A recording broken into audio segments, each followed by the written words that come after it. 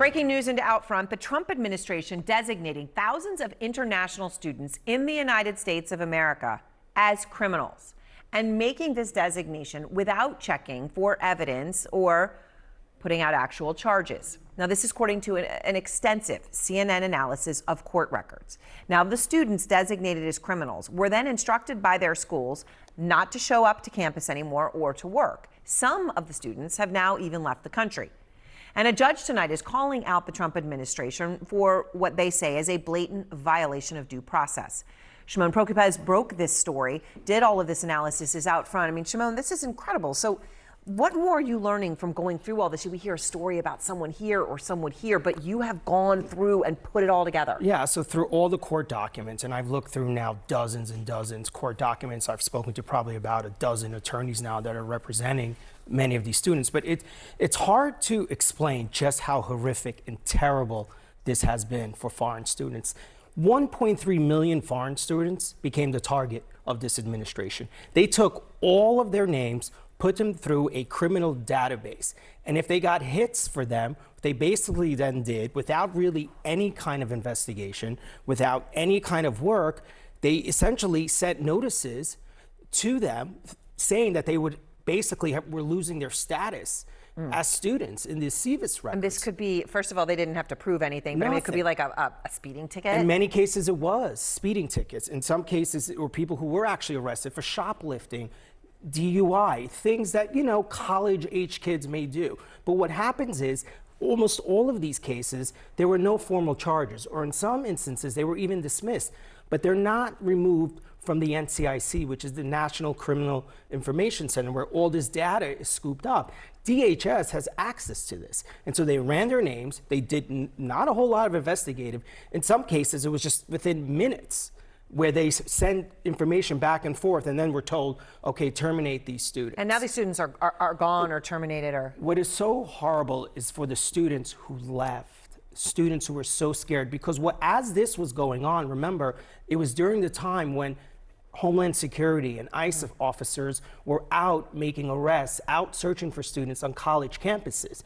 All of this is happening at the same time. Yeah. And so the foreign students who got these notices freaked out and they left because they were afraid they were going to be detained. And now what happens? They have no recourse. Since they left the country, they can't get back in, they can't fight. And many of them spent years paying into this education system, years learning in this education system, hoping to pay back. They can't. And is the Trump administration backtracking on any of this? Yeah, I mean, you're saying some of this can't be undone. Well, they realized, and they were getting really hit hard in the court system, and judges were demanding to know what was going on here. And today they released a new policy. It all started last week on Friday. They said they were reversing some of this. Today in court, they released more information. But really, for the first time, we got to see exactly how this worked and how it unfolded. And it's just horrific for these students. It's such important reporting, because again, we hear about a name here from Tufts or something at USC, and now to put it together. Shimon, thank you very much. Actually going through all of those court documents to bring that important reporting to light. I want to go now to the Democratic governor of Massachusetts, Maura Healey. And Governor, your state is really on the front lines of this. You have 80,000 international students, the fourth most in the country, Harvard, MIT, Boston University, Tufts, among many others. So when you hear this reporting, you know, what do you make of it? What are you going to do about an administration designating, you know, so many of these students as criminals? Some have left the country now, have no recourse to come back. What happens now? Yeah, I mean, this is what we've seen over the last 100 days. You know, we could talk about the economy and the terrible job that President Trump is doing. We can also talk about how many wrong-headed, misguided, illegal, unconstitutional actions that he's taken that have hurt our residents, have hurt our states, have hurt our economies. This is an example of this, Aaron. And I am a governor today, but for 8 years, I was the Attorney General of Massachusetts. I'm a prosecutor, and I know something about the law. And the judge was correct in the order. It's outrageous. We've had students who have been scared away from campuses in Massachusetts, who've gone back to other countries. And those 80,000, it's about 80,000 up to 100,000 students who come here every year, Aaron. They study, they do research, they pioneer new treatments, they start companies, there are entrepreneurs. Some win Nobel Prizes right here out of Massachusetts. And so the idea that Donald Trump has done things to scare away that talent, for a person who talks about onshoring or reshoring talent, I'll tell you the effect that he has had by doing this. He's scaring away valuable talent from our states, from our country. China and other countries are looking to scoop up and recruit those folks. And he's making us less competitive, and he's making us less safe. See, what today's ruling reveals in reporting is that this was never about public safety to begin with. And this is, again, an instance where he's violating fundamental due process of law. So, Governor, I'm curious. Trump just wrapped up his rally in Michigan, and as you know, that's where he was for his 100-day celebration. He spoke for well over an hour. But when he got there, he was welcomed by the Democratic governor there, Gretchen Whitman, a real star in the Democratic Party. She was waiting for him at the bottom of the stairs. And, she got into the car with the president, and she defended her appearance with Trump. And she wrote, and let me just quote from Governor Whitmer, she said, "I'll work with anyone who's serious about getting things done, but I'll never compromise on what I believe."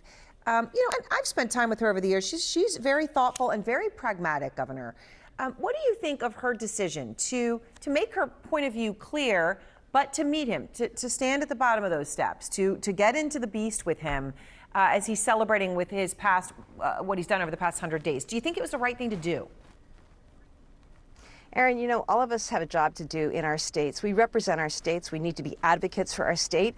I certainly am for the state of Massachusetts. I also have been clear, and I think governors have been clear, that when Donald Trump does things that hurt our state, that hurt our economy, that hurt our businesses, that hurt our residents, we need to speak up about that. I'm cutting taxes. He's continuing to do things to raise costs, including by imposing these crazy tariffs on everyone. I'm building more housing. He's making that more difficult by taxing the lumber from Canada and the gypsum from Mexico.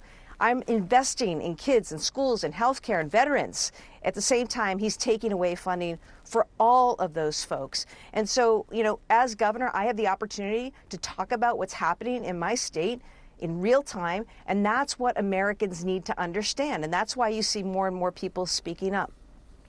So I just ask you one more thing, as I know you are a graduate of Harvard yourself. In terms of what has been happening at Harvard, they've been criticized because of renaming the DEI office there. And obviously, many had applauded Harvard for standing up to Trump on some of the things he had demanded. Obviously, the deal he did with Columbia as an example. They stood up on that, but they are now announcing that they're renaming the DEI office, the Community and Campus Life Office. So as somebody who not only is the governor of the state, but also a graduate of Harvard, how do you see this? Are you comfortable with it? Or do you think that it is a cave on a slippery slope?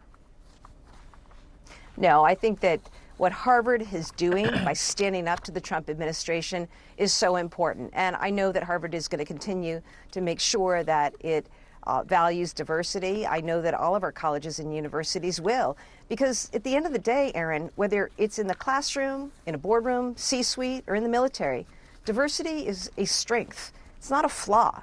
And excluding women and people of color from the table, that doesn't help anyone. It hasn't made us stronger as a country to do that. So, I'll tell you what is important about Harvard, and it's not limited to Harvard, okay? I was on the campus of the University of Massachusetts last week, also subject to the same cuts. They've had to furlough faculty, rescind offers. And again, these are people who are researching cures to cancer and Alzheimer's and all of that. So Harvard, standing up for academic freedom, standing up against the weaponization by the Trump administration, and frankly, further attempts by Trump to silence is absolutely the right thing. Governor Healey, I appreciate your time and thank you. Good to be with you.